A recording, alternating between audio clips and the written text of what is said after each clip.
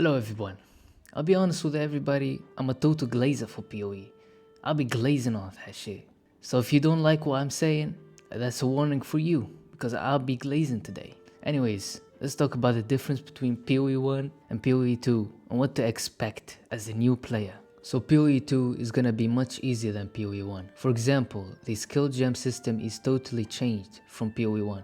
So now you don't need to keep looking for a specific skill you want to use. You will have an unbound skill gem where you can put in a gem cutting tab. Also for these support gems, you'll head out to the gem cutting section where you can choose any passive you want. Depending on your skill, you get a different recommendation if you're a new player. But if you're a veteran, you can build whatever you want. You only can pick one of each support gem in your build. For example, if you have an added fire damage that you want to add to your skill, you only can pick one in the whole build. And also you won't need socket gems in your armor, because now all the skill gems and support gems will be in different tabs. But now let's talk about the different classes that will be on release, which are 6. So let's talk about the monk. The monk is a mixed range champion, meaning he got mid-range attacks and short-range attacks, where he can mix between them to dish out the most DPS possible. And I'll personally be playing the monk since it's the most satisfying of them all. And also you can enchant your attacks with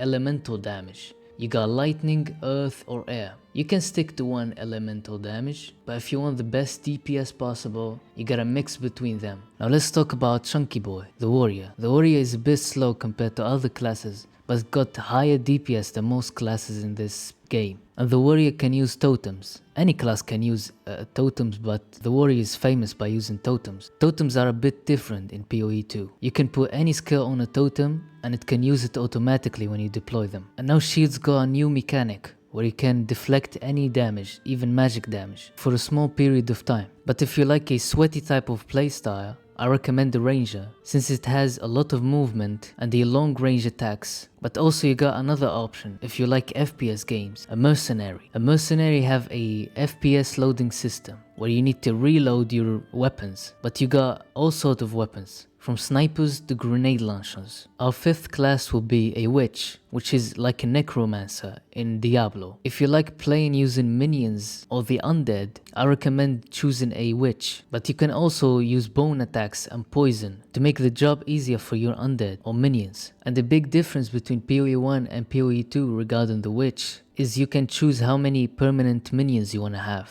and what type of permanent minions. But for the sorceress, it's really simple. She uses elemental damage with long range to dish out the most damage without getting the enemy any closer. And after release, we will have another 6 classes coming up to PoE2. And now let's talk about the passive skill tree. The passive skill tree will not change between PoE1 and PoE2, not that much, because the classes are different. The passive skill tree is shared between all classes and you can swap, change, whatever you want. You know, freedom. That's what people like, freedom. And I know a lot of new players get afraid of that because the passive skill tree look intimidating. I agree with that, but it's really simple because it got passive stats, simple stats to understand. I'll be making another 2 videos for Ascensions and Endgame because they're pretty complicated to explain in one video and put down in one video. I think this video is pretty long for a simple tutorial for new players, so I'll be putting the other 2 main things that would take a long time to explain in another 2 videos.